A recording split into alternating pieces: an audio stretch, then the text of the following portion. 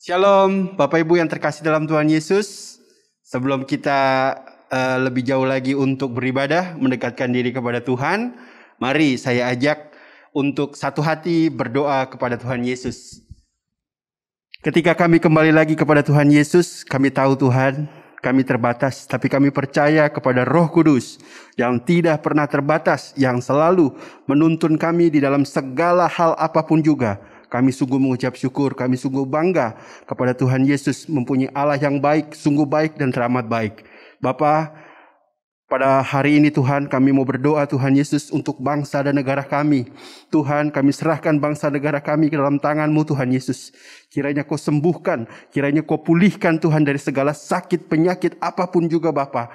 Pulihkan Tuhan negara kami Tuhan, sehingga kami dapat melakukan segala hal apapun juga oleh karena kemuliaan nama-Mu Bapa.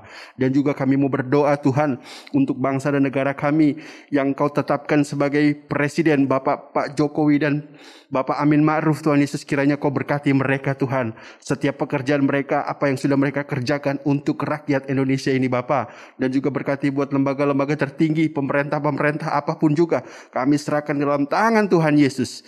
Dan juga Bapak kami tidak lupa untuk pemimpin rohani kami, buat gembala sidang kami yang terkasih, Bapak Niko Nyotoro Harjo dan 4 wakil gembalanya, Engkau berkati Tuhan. Berkati setiap visi dan misinya, Kau turut campur tangan dalam Pentakosta ketiga Bapa. Dalam nama Yesus, dan juga Kau berkati juga Tuhan buat gembala rayon 1D kami Pak Kiki Haryadi dan Ibu Marvin. Kami serahkan ke dalam tangan Tuhan Yesus bersama mantu, istri, anak, cucunya Tuhan Yesus. Dan juga buat gembala kami yang terkasih, gembala cabang, kami berdoa untuk Pak Moses Kristianto dan juga Ibu Nancy, kedua anaknya, Pak Sudande, dan juga buat Bu Tanti dan kedua anaknya. Kami serahkan ke dalam tangan Tuhan. Apapun yang menjadi pergumulan mereka, kami percaya Tuhan selalu memelihara mereka dan Tuhan selalu memberikan mereka kemenangan.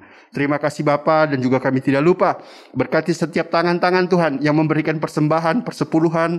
Kiranya Kau berkati berlipat-lipat kali ganda Bapa, apapun yang menjadi kebutuhan mereka. Berkati usaha mereka, pekerjaan mereka, bisnis mereka, dan juga di dalam studi sekolahnya, apapun juga kami serahkan ke dalam nama Tuhan Yesus. Terima kasih Bapa, inilah doa kami. Kehendak-Mu yang jadi. Sembunyikan kami dalam kayu salib-Mu, hanya di dalam nama Tuhan Yesus. Haleluya. Amin. Selamat beribadah. Tuhan Yesus memberkati. Mazmur 91. Dalam lindungan Allah. Orang yang duduk dalam lindungan yang maha tinggi dan bermalam dalam naungan yang maha kuasa akan berkata kepada Tuhan, tempat perlindunganku dan kubu pertahananku, Allahku yang kupercayai. Sungguh, Dialah yang akan melepaskan engkau dari jerat penangkap burung, dari penyakit sampar yang busuk. Dengan kepaknya, Ia akan menudungi engkau. Di bawah sayapnya, engkau akan berlindung. Kesetiaannya ialah perisai dan pagar tembok. Engkau tak usah takut terhadap kedahsyatan malam, terhadap panah yang terbang di waktu siang, terhadap penyakit sampar yang berjalan di dalam gelap, terhadap penyakit menular yang mengamuk di waktu petang. Walau 1000 orang rebah di sisimu dan 10.000 di sebelah kananmu, tetapi itu tidak akan menimpamu. Engkau hanya menontonnya dengan matamu sendiri dan melihat pembalasan terhadap orang-orang fasik.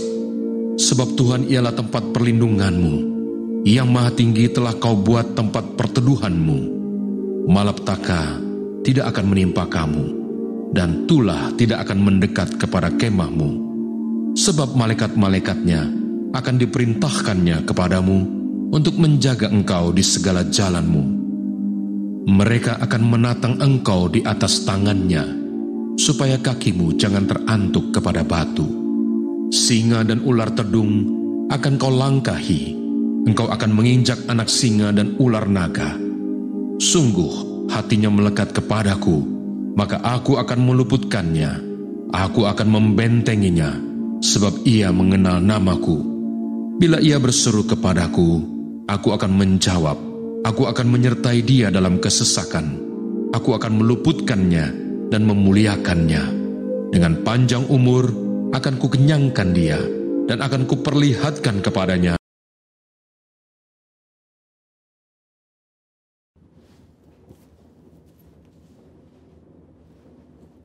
Shalom saudara, Saya percaya kita dalam keadaan baik dan luar biasa. Pada Voice of Pentecost kali ini, kita akan membahas mengenai apakah orang yang sudah meninggal dapat menjumpai kita? Saudara pernah tidak mimpi didatangin orang terdekat yang sudah meninggal, lalu kita bingung, apakah orang yang mendatangi kita ini adalah betul orang terdekat kita atau bukan? Bagaimana kita dapat menjelaskan peristiwa unik namun nyata seperti ini? Mari kita lihat 3 anggapan yang berkembang di masyarakat Kristen secara luas dan apa kata Alkitab mengenai hal tersebut. Pertama, fenomena yang terjadi sama seperti halnya Tuhan Yesus menjumpai murid-murid sebelum ia terangkat ke sorga. Ada tradisi yang berkembang di masyarakat bahwa orang yang telah meninggal masih dapat menjumpai orang yang masih hidup dalam kurun waktu 40 hari setelah kematiannya. Ditambah lagi dengan mengutip ayat sekenanya di luar konteks dan menyambungkan dengan peristiwa Tuhan Yesus menjumpai murid-muridnya selama 40 hari. Yang memegang kepercayaan ini pastinya tidak sadar bahwa Yesus bukanlah orang mati yang mengunjungi murid-muridnya, melainkan ia telah bangkit dari kematian dan hidup, seperti ada tertulis di Markus 9 ayat 9-10. Jadi, anggapan bahwa orang meninggal dapat menjumpai kita sebagaimana Tuhan Yesus adalah sebuah pemahaman yang keliru dan tidak sesuai dengan kebenaran Alkitab. Kedua, fenomena yang terjadi sama seperti saat Musa dan Elia menjumpai Tuhan Yesus di Bukit Transfigurasi. Sebagian orang mungkin beranggapan bahwa peristiwa ini dapat menjadi sebuah pijakan untuk menyatakan bahwa orang yang telah meninggal, yaitu Musa, menjumpai Tuhan Yesus dan bercakap-cakap dengan Yesus. Dalam konteks ini pun tidak tepat jika dijadikan landasan kepercayaan orang yang sudah meninggal masih dapat menjumpai manusia yang hidup. Sebab pada waktu itu Tuhan Yesus berubah rupa atau dalam bahasa Yunani disebut sebagai metamorfo. Sehingga baik Tuhan Yesus, Musa maupun Elia bersama-sama berada dalam dimensi yang berbeda dengan manusia pada umumnya. Dalam hal ini adalah Petrus, Yakobus, dan Yohanes yang menyertai Yesus pada saat itu. Ketiga, fenomena yang terjadi sama seperti ketika Saul berjumpa dengan Roh Samuel. Terdapat 2 penafsiran yang berkembang terkait dengan fenomena ini. Ada penafsiran yang mengatakan roh yang muncul itu bukanlah Roh Samuel, dan penafsiran lainnya mengatakan itu benar Roh Samuel, tetapi atas izin Tuhan untuk memberikan pelajaran dan peringatan kepada Saul.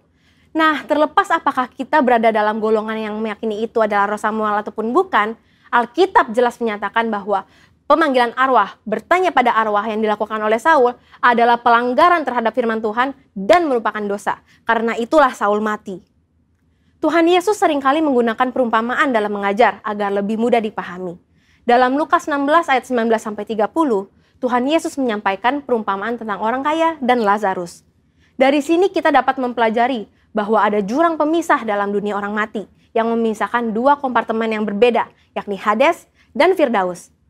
Pelajaran berikutnya adalah tidak diperlukan orang yang telah meninggal untuk mengunjungi orang yang masih hidup untuk menyampaikan pesan khususnya terkait pertobatan, sebab sudah ada pada mereka kitab suci. Mungkin ada saudara yang masih bertanya, lalu bagaimana mimpi yang tidak bisa kita rencanakan bisa terasa sangat nyata, seakan-akan orang yang sudah meninggal datang menjumpai kita? Setiap orang pasti pernah mengalami mimpi. Terkait dengan mimpi, Leland Ryken, seorang profesor emeritus bahasa Inggris yang juga adalah penata gaya sastra dari Alkitab English Standard Version, dalam Dictionary of Biblical Imagery menjelaskan, arti dreams and visions adalah mimpi akan muncul sesuai dengan kondisi yang sedang dialami manusia pada hari itu.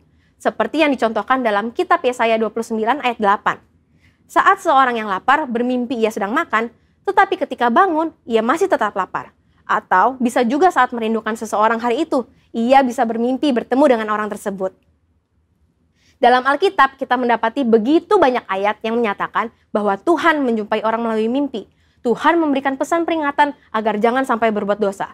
Tuhan memberikan pesan atau berbicara kepada orang tersebut. Tuhan mengabulkan permintaan, dan sebagainya. Namun, Alkitab tidak pernah menuliskan tentang orang yang sudah meninggal menjumpai orang yang masih hidup melalui mimpi. Jadi, sebenarnya siapakah yang dijumpai dalam mimpi orang-orang? Apakah itu setan atau roh jahat? Tentu tidak juga demikian. Dalam kedaulatan dan kasih-Nya, Tuhan bisa saja memberikan mimpi kepada kita, di mana dalam mimpi itu kita melihat orang yang telah meninggal dan penglihatan itu begitu sangat nyata untuk memberikan pesan penghiburan dan kekuatan kepada mereka yang masih hidup yang telah ditinggalkan oleh orang yang mereka kasihi. Namun, perlu dicatat bahwa tidak semua mimpi bertemu dengan orang yang telah meninggal adalah hal yang baik dan datang dari Tuhan. Sama halnya juga, bukan semuanya yang buruk dan datang dari iblis. Seperti dalam 1 Tesalonika 5 ayat 21, Ujilah segala sesuatu dan peganglah yang baik. Maka dari itu, kita sebagai orang percaya tetap harus memiliki kepekaan dan ketajaman rohani dalam mengujinya. Saudara, untuk penjelasan lebih lengkap dari tim teologi kami, silakan cek link yang ada di atas atau scan QR Code yang tersedia. Salam integritas, Tuhan Yesus memberkati.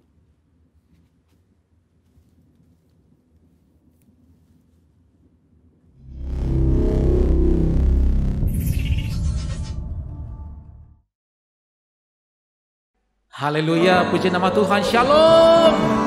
Bapak Ibu Saudara yang di rumah-rumah, saat ini saya percaya semua kita diberkati oleh Tuhan. Apapun yang terjadi hari-hari ini, jangan pernah berhenti berkata Tuhan Yesus itu sungguh baik.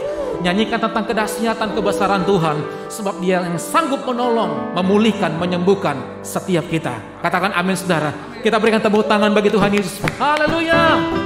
Mari sama-sama kita memuji Tuhan.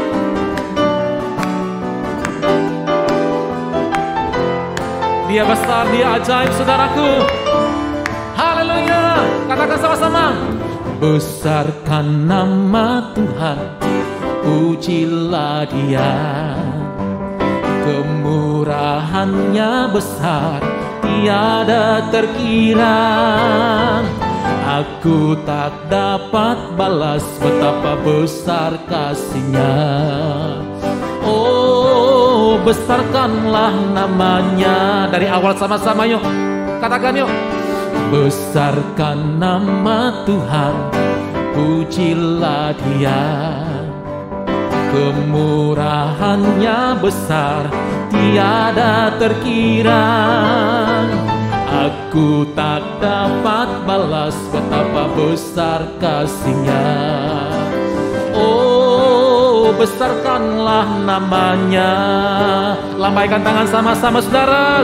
Tuhan yang ajaib, Tuhan yang kuasa, Tuhan yang menolong hidupku. Haleluya.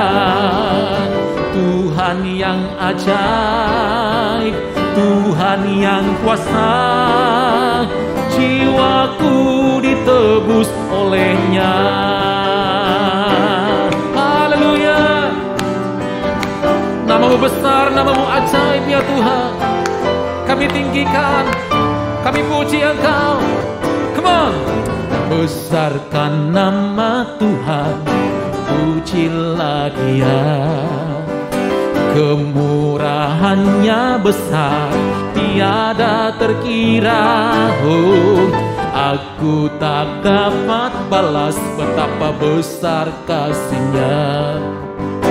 Oh, besarkanlah namanya. Angkat tangan sama-sama saudaraku. Tuhan yang ajaib, Tuhan yang kuasa, Tuhan yang menolong hidupku. Haleluya.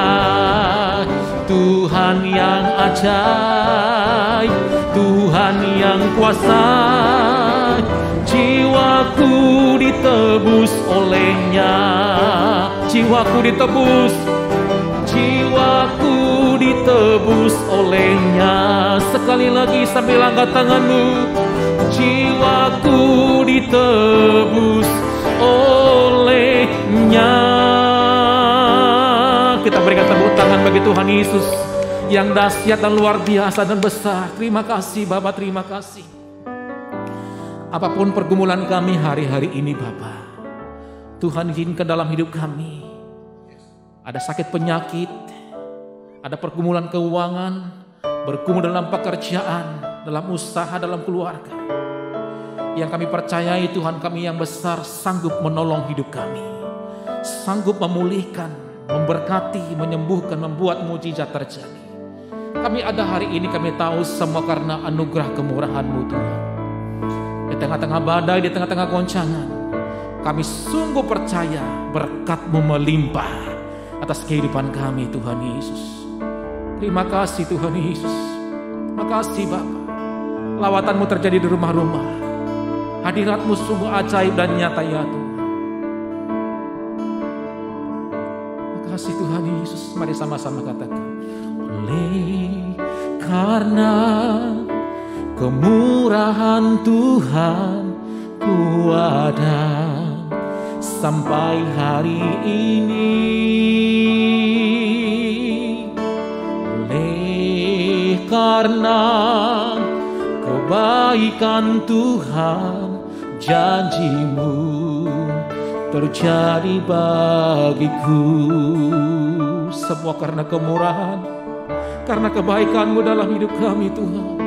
Oleh karena kemurahan Tuhan, ku ada sampai hari ini. Oleh karena kebaikan Tuhan, janji-Mu terjadi bagiku. Aku percaya, aku percaya berkat-Mu atasku melimpah. Kebajikan, kemurahan selalu mengikutiku. Ku puji, ku sembah Kau Tuhan. Aku percaya, aku percaya berkat-Mu atasku melimpah. Kebajikan, kemurahan selalu mengikutiku. Ku puji, ku sembah Kau Tuhan. Semua karena kemurahan Tuhan. Oleh karena kemurahan Tuhan, ku ada sampai hari ini. Oleh karena kebaikan Tuhan, janji-Mu terjadi bagiku. Angkat tanganmu yang percaya. Aku percaya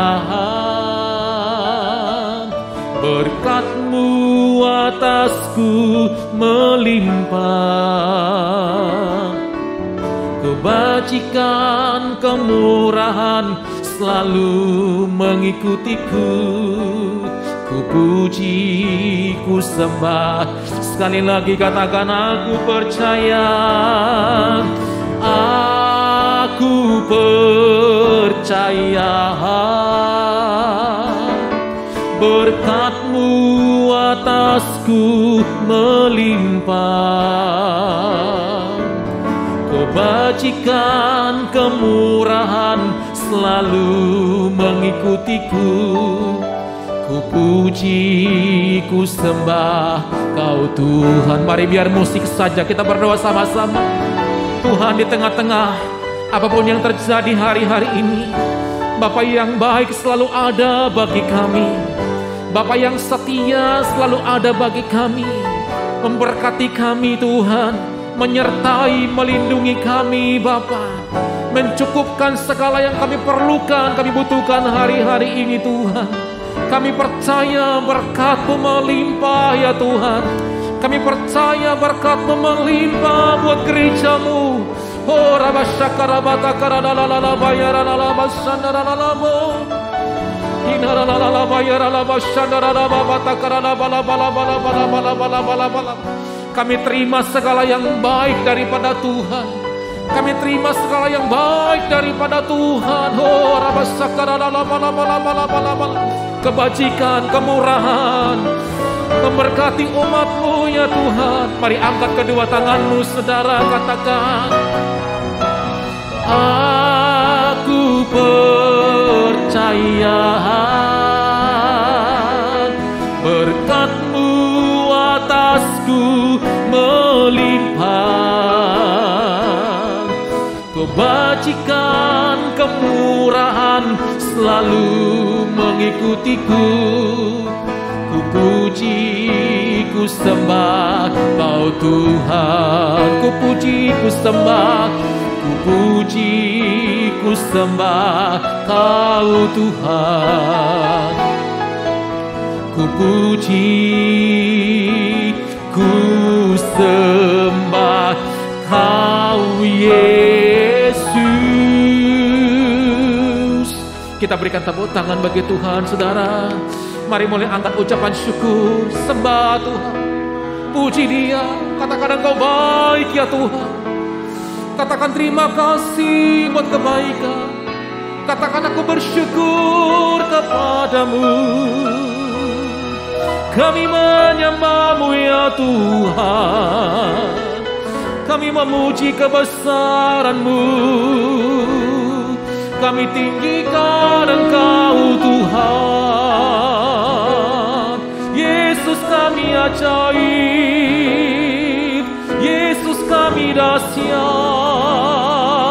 Yesus kami hebat. Sanggup menolong setiap kami. Sanggup menyembuhkan kami Tuhan. Sanggup memulihkan keadaan kami. Terima kasih Tuhan. Kami sembah Engkau. Kami memuji. Angkat hati, angkat suara dari rumah-rumah. Pribadi lepas pribadi, keluarga saudara sembah Tuhan. Shikiri bita karalala bayara la bayara la bashandara la bo. Kiri binara la bayara la bayara la bashandara la. Engkau yang sedang bergumul, engkau yang sedang sakit hari-hari ini Tuhan izinkan. Mari berseru kepada Tuhan, berseru kepada Yesus. Ora baba baba baba baba baba takarala bo.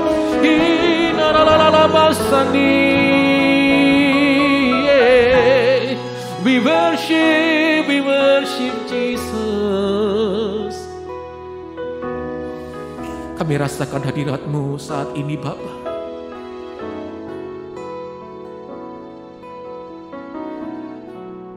Hadirat-Mu memulihkan setiap kami. Hadirat-Mu menyembuhkan kami Tuhan.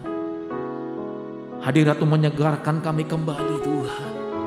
Terima kasih buat mujizat yang kami alami. Terima kasih buat berkat-Mu dicurahkan ya Tuhan. Buat pribadi lepas pribadi, keluarga lepas keluarga ya Tuhan. Terima kasih Bapak, terima kasih. Kita berikan tepuk tangan bagi Tuhan Yesus yang dahsyat dan luar biasa saudara. Pujian dan hormat kami berikan kepadamu ya Tuhan. Terpujilah nama-Mu. Bless the Lord, oh my soul. Oh my soul. Worship His holy name. Sing like never before. Oh my soul, I worship Your holy name. Bless the Lord, bless the Lord, oh my soul. Oh my soul, worship His holy name. Sing like never, sing like never before. Oh my soul, I worship Your holy name. Ini gereja-Mu, ini umat-Mu. Amin. Bless the Lord, oh my soul. Oh my soul, worship His holy name. Sing like never before. Oh my soul, I worship Your holy name. Mari biar musik saja. Kita berdoa dalam bahasa Roshika Rabata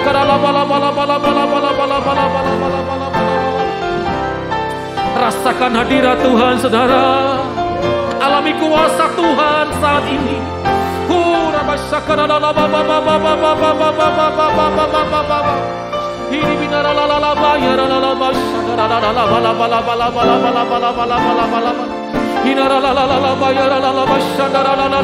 Angkat kedua tanganmu, angkat wajahmu, sama-sama katakan, bless the Lord, Oh my soul, oh my soul, worship His holy name. Sing like never before. Oh my soul, I worship Your holy name. I worship Your holy name. I worship Your holy name. Kita berikan tepuk tangan bagi Tuhan Yesus yang dahsyat dan luar biasa.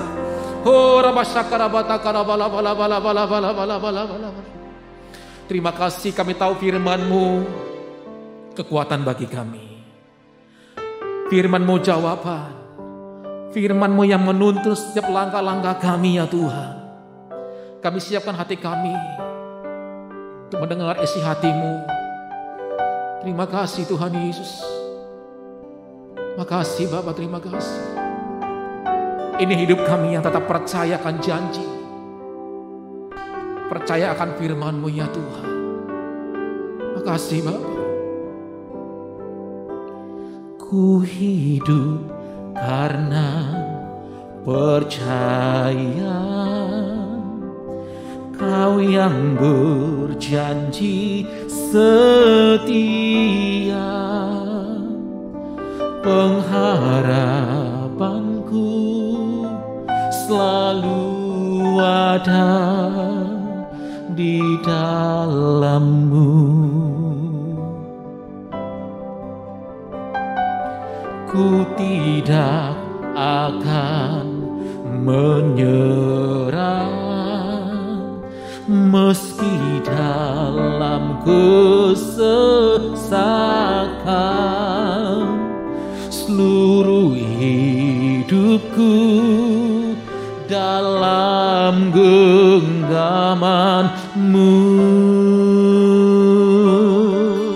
Tuhan kami besar. Aku punya Tuhan yang besar, yang telah berjanji dan sanggup menggenapi. Imanku bersepakat percaya kuasa-Nya. Ku terima sekarang kemenangan dari-Mu. Berikan sorak-sorai tepuk tangan bagi Tuhan Yesus yang besar. Ku hidup karena percaya Kau yang berjanji setia.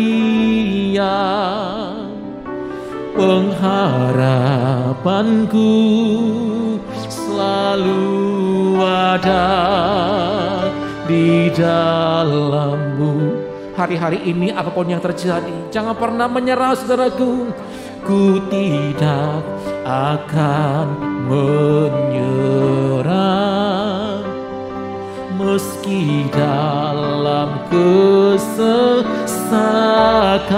Ini hidup kami, seluruh hidupku dalam genggaman-Mu ya Tuhan, dalam tangan-Mu ya Tuhan Yesus yang besar.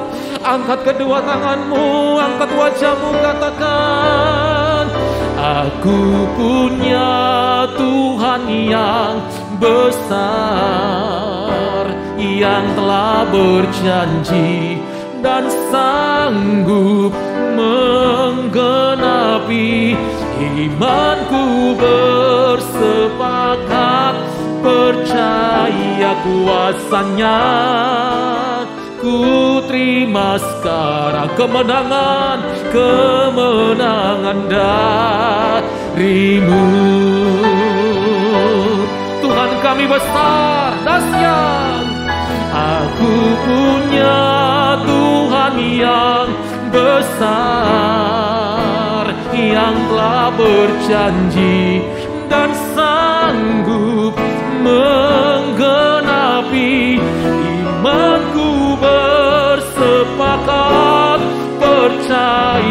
kuasanya, ku terima sekarang kemenangan darimu.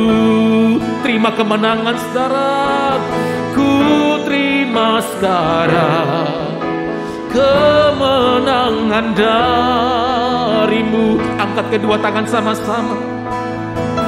Ku terima sekarang kemenangan darimu.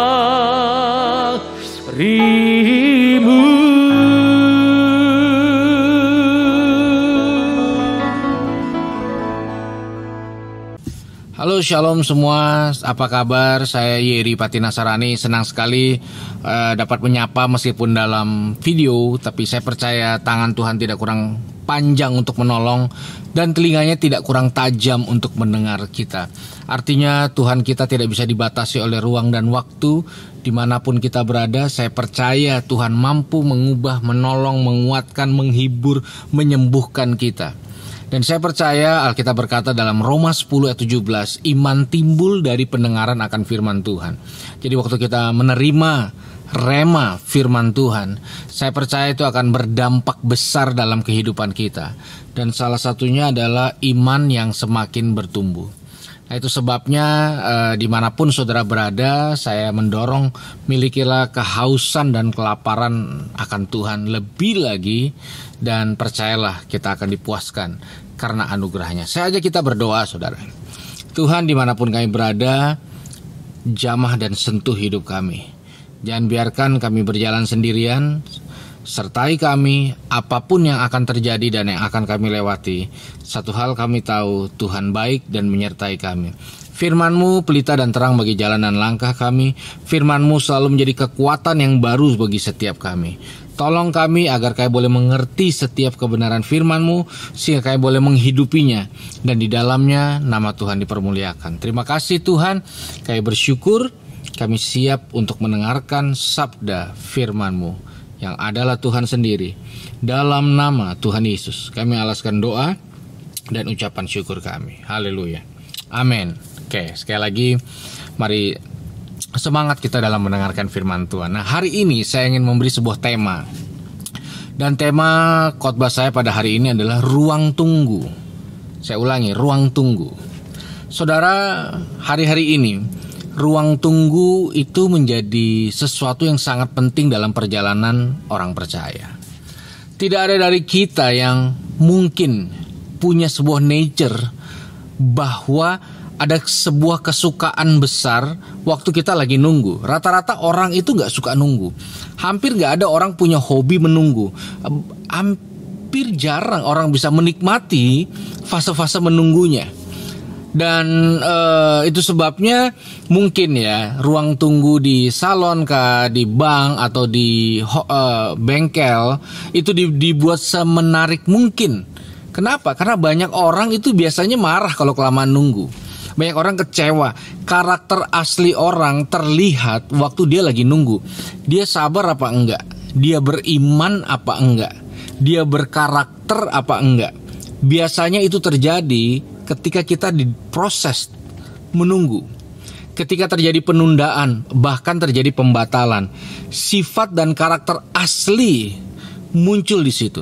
Makanya gini, Tuhan itu, saya bilang di awal, tangannya tidak kurang panjang untuk menolong kita. Tapi banyak orang justru akan kehilangan Tuhan waktu mendapat pertolongan dari Tuhan. Artinya apa? Setelah jawabannya doanya dijawab, dia lupa sama Tuhan. Ketika Tuhan jawab pergumulannya, dia malah menjauh dari Tuhan. Persis anak yang bungsu dalam Lukas 15, ketika dia menerima sebuah warisan yang sebenarnya jadi milik dia, justru dia itu hilang dari bapaknya, hilang dari rumah. Nah, itu sebabnya hari-hari ini jangan cuma sibuk minta sesuatu. Sibuklah mempersiapkan diri untuk menerima sesuatu. Dan untuk menerima sesuatu yang datangnya dari Tuhan, ingat baik, harus ada kemampuan-kemampuan tertentu supaya kita nggak hilang ketika janjinya digenapi dalam hidup kita. Salah satu dari salah satu dari kekuatan yang harus kita bangun untuk bisa menerima dan punya kapasitas menerima janji-janji Tuhan adalah kemampuan atau kemahiran untuk menunggu. Kita harus mahir dalam menunggu. Kita harus punya kapasitas yang kuat untuk menunggu. Saudara, manusia itu diciptakan pada hari yang ke-6. Artinya butuh 6 hari manusia menunggu di dalam waktu dan ketetapan Tuhan untuk bisa lahir. Untuk dibentuk dan diciptakan Tuhan. Lahir. Semua kita pernah diproses sama Tuhan. Proses pertama yang dialami manusia adalah ketika kita semua ada dalam buah kandungan ibu kita. Alkitab berkata dalam kitab Mazmur, Dia membentuk sejak kita dalam kandungan ibu kita. Apa yang dibentuk? Kemampuan apa yang dibangun sejak kita ada di kandungan ibu kita? Tahukah saudara kemampuan apa? Kemampuan untuk menunggu. Menunggu apa? Menunggu semua organ tubuh ini lengkap. Menunggu waktu kelahiran. Makanya di dalam proses kelahiran manusia tidak ada jalan pintas. Tidak ada manusia yang bisa lahir di bulan pertama, kedua, atau ketiga, ataupun keempat. Tidak ada satu pendoa yang bisa melakukan mujizat di mana seorang ibu yang hamil didoakan ketika 4 bulan lahir normal. Tidak bisa. Semua manusia harus lewati satu fase menunggu waktu menjelang proses kelahiran. Kalau saya tidak salah, jerapah itu waktu anaknya lahir 4 jam kemudian anaknya bisa lari. Nah, tidak dengan manusia. Untuk manusia bisa berjalan atau berlari membutuhkan waktu dan membutuhkan juga proses untuk menunggu. Tidak ada satu orang ayah atau orang tua mampu berdoa untuk anak yang 3 bulan bahwa di bulan keempat anaknya bisa lari seperti orang normal. Gak bisa. Orang tua harus menunggu, harus mengajarkan, harus memberi ruang, yaitu apa? Waktu. Jadi kalau kita ikut Tuhan dan banyak banget proses menunggunya, itu baik. Oke. Alkitab yang kita punya terdiri dari 2 perjanjian. Pertama ada perjanjian lama, lalu kedua ada perjanjian baru. Betul? Artinya yang Tuhan beri buat kita adalah perjanjiannya. Apa yang kita terima kalau kita ikut Tuhan, saudara? Janji-janjinya. Itu sebabnya ada begitu banyak janji yang Tuhan berikan dan Tuhan adalah Tuhan yang menepati janjinya. Yang setuju katakan amin. Tapi ingat, yang kita terima baru berupa janji. Satu orang selamat, maka seisi rumah akan diselamatkan. Aku mengetahui rancanganku kepadamu, rancangan damai sejahtera yang memberikan masa depan yang penuh pengharapan. Kita terima janji, bukan berbentuk langsung barangnya atau situasinya. Apa yang harus dilakukan ketika ada seseorang yang berjanji sama kita? Apa yang harus dilakukan setelah kita terima janji? Nunggu. Betul nggak? Saya berjanji kalau kita ketemu, mungkin berikutnya, saya nggak tahu kapan. Saya berjanji kalau kita ketemu saya akan membawakan makanan favorit saudara. Setelah saya berjanji, apa yang harus saudara lakukan? Menunggu. Jadi orang kalau ikut Tuhan, saya ulangi, orang kalau ikut Tuhan tidak mahir dalam menunggu, dia akan sulit sekali iring Tuhan. Akan sulit sekali menerjemahkan situasi-situasi yang sedang terjadi dalam kehidupannya, apapun itu. Dia akan mengambil keputusan-keputusan yang berbeda mungkin. Dia akan mengambil kesimpulan-kesimpulan yang salah. Cara lihatnya salah, cara nilainya pun salah. Karena apa? Banyak keputusan yang diambil terlalu cepat. Kenapa terlalu cepat? Karena mengabaikan satu proses, yaitu proses menunggu. Saudara, Yesus itu guru yang baik. Dia mengajarkan begitu banyak hal penting terhadap murid-muridnya. Lalu saya mempelajari apa yang Yesus ajarkan kepada murid-muridnya menjelang ia naik ke surga saat itu. Dari sekian banyak pelajaran penting, maka ditutuplah dengan sebuah pelajaran di mana Yesus ajarkan murid-murid untuk melakukan atau memiliki kemampuan yang penting ini. Saya ambil dari Kisah Rasul pertama ayat yang keempat. Kisah Rasul pertama ayat yang keempat. Demikianlah firman Tuhan. Pada suatu hari ketika ia makan bersama-sama dengan mereka, ia melarang mereka meninggalkan Yerusalem dan menyuruh mereka tinggal di situ menantikan janji Bapa yang demikian katanya telah kamu dengar daripadaku. Jadi suatu hari menjelang dia naik ke surga, ia bersama dengan murid-muridnya makan. Lalu di tengah-tengah pembicaraan makan, ia memerintahkan, ia melarang murid-murid meninggalkan Yerusalem. Diam di suatu tempat. Oke, diam di suatu tempat. Ngapain? Menantikan janji Bapa. Diam dan tunggu. Saudara percayalah, dari ke anak-anak kecil sampai orang yang dewasa hari ini sulit sekali disuruh duduk, diam dan tunggu. Anak-anak butuh game. Anak-anak butuh sesuatu yang mengisi ketika dia. Sama orang dewasa juga perlu dengar musik, buka sosial media ataupun. Orang suka nunggu. Makanya banyak orang itu gelisah kalau dengar firman Tuhan. Karena apa? Bukan karena firmannya bermasalah, durasinya terlalu lama. Bahkan untuk bisa selesai ibadah pada saat ini, saudara harus nunggu saya selesai khotbah. Artinya nunggu itu bukan sesuatu yang bisa ditengking, ditolak, atau dilewati. Dalam artian seperti orang kenal orang dalam, lalu kita punya fasilitas untuk melewati ruang-ruang sehingga kita nggak perlu lama menunggu. Tapi tidak, Yesus ajarkan murid-muridnya untuk mahir dalam menunggu. Duduk, tenang, diam. Nah, disitulah karakter seseorang akan terlihat. Ketika dia nggak bisa ngapa-ngapain. Itu sebabnya orang-orang hebat kadang-kadang keluar dari padang gurun. Apa yang dilakukan di padang gurun? Yesus dan semua orang-orang hebat dalam Alkitab menunggu, nggak ada apa-apa di padang gurun. Nunggu waktunya selesai, nunggu waktunya penggenapan. Maka Yesus ajarkan sama murid-muridnya, jangan kemana-mana, nantikan janji Bapa. Dan murid-murid melakukannya. Dia ada dalam sebuah proses menunggu. Jadi sekali lagi saudara, menunggu tidak bisa diabaikan begitu aja. Sederhana. Masa pandemi COVID-19 ini banyak banget hal yang harus tertunda, banyak banget hal yang harus batal. Banyak orang saat pandemi COVID-19 dipaksa oleh keadaan untuk apa? Untuk menunggu selesainya pandemi COVID-19, menunggu berakhirnya PSBB, menunggu berakhirnya zona hitam ke merah dan ke hijau. Sepertinya keadaan dalam 1 tahun belakangan ini memaksa seluruh orang di seluruh dunia untuk memastikan dia memiliki kemahiran dalam menunggu.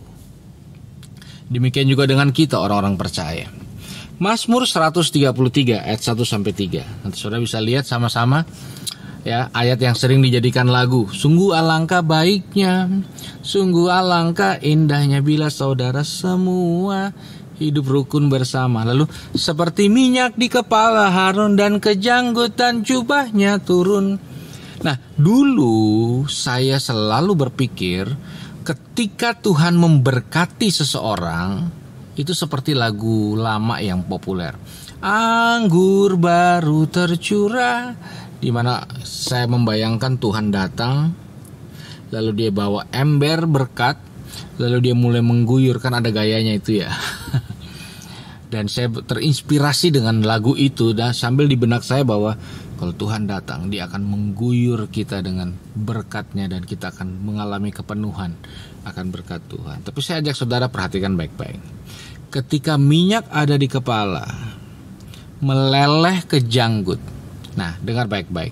Ketika minyak ada di kepala, apa yang janggut harus lakukan? Menunggu. Jadi tidak otomatis semuanya langsung terpenuhi oleh minyak. Bagian per bagian, dari atas ke bawah. Makanya orang bilang blessing itu dari atas ke bawah. Ketika ada di kepala, janggut harus belajar nunggu. Jubah harus belajar menunggu. Ekor jubah harus belajar menunggu. Jadi sebuah sistematis atau tatanan blessing dari tempat yang maha tinggi itu ada tatanannya, ada SOP-nya, yaitu apa?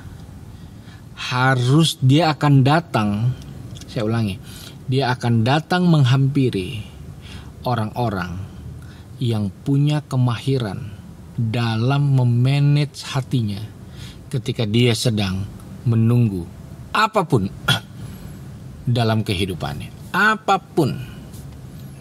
Itu sebabnya sangat penting ketika kita kenal Tuhan, kita berjalan dengan Tuhan, kita mengiringi Tuhan dalam hidup kita. Apa yang penting, saudara? Salah satunya adalah menunggu. Menunggu. Makanya ketika Yesus melakukan mujizat yang pertama, cerita sebelumnya, ketika Yesus sampaikan sebuah perkataan kepada ibunya, dia katakan, saatku belum tiba.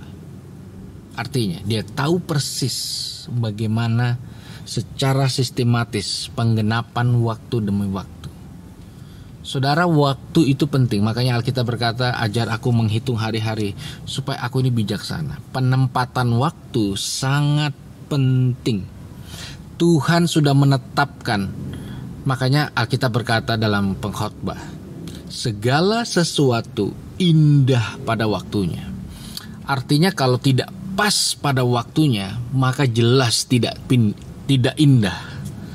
Ketika pas pada waktunya, maka di baliknya ada juga keindahan-keindahan ilahi yang memang juga sudah Tuhan tetapkan di dalam kehidupan kita.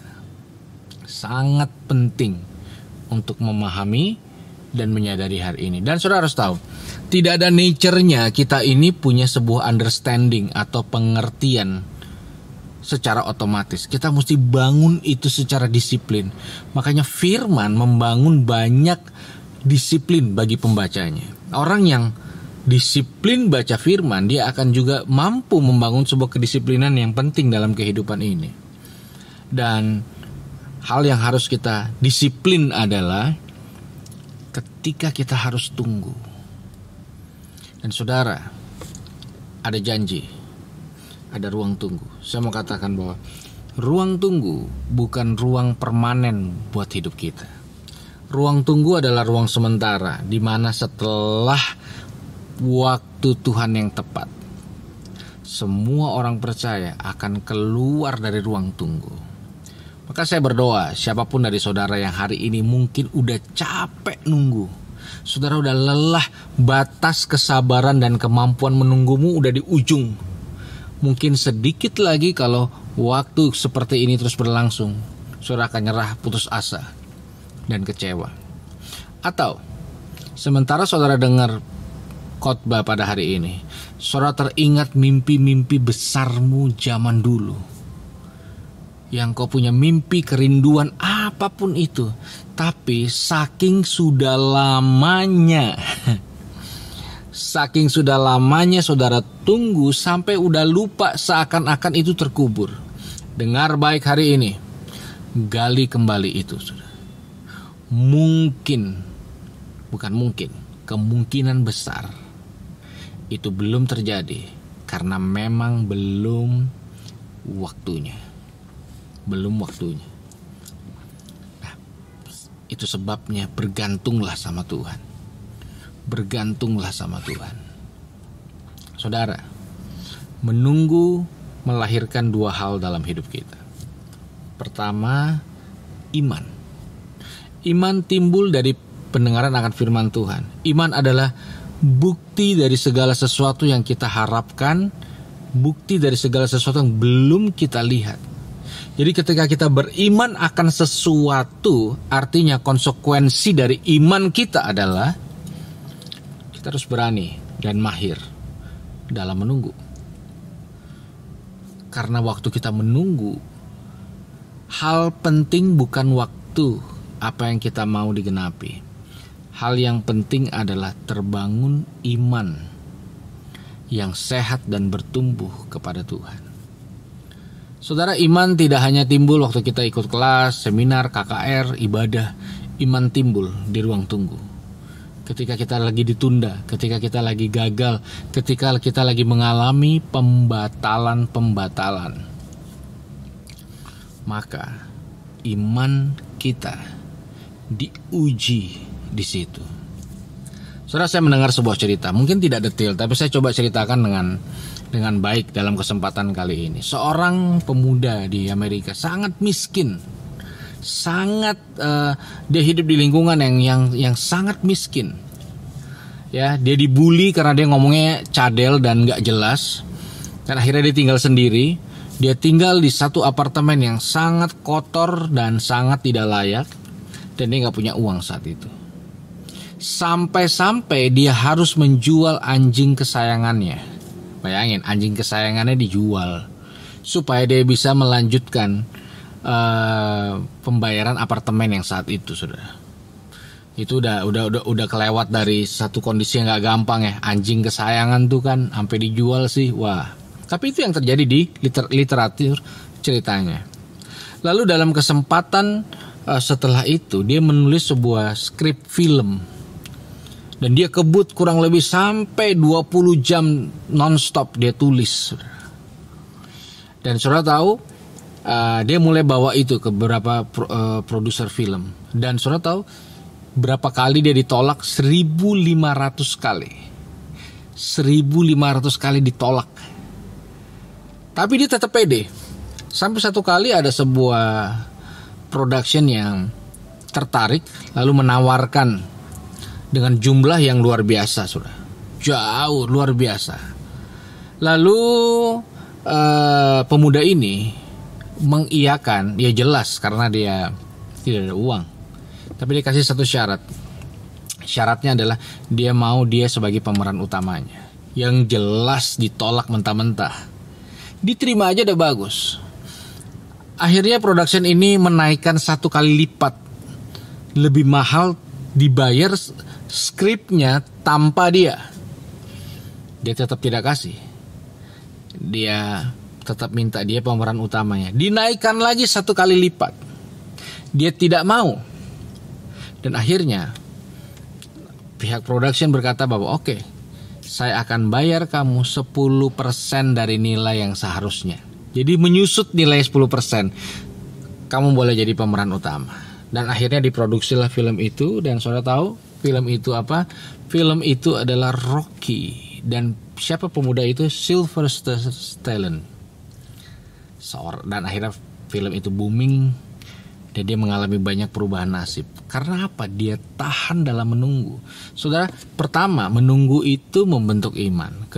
Kedua, menunggu itu membentuk karakter.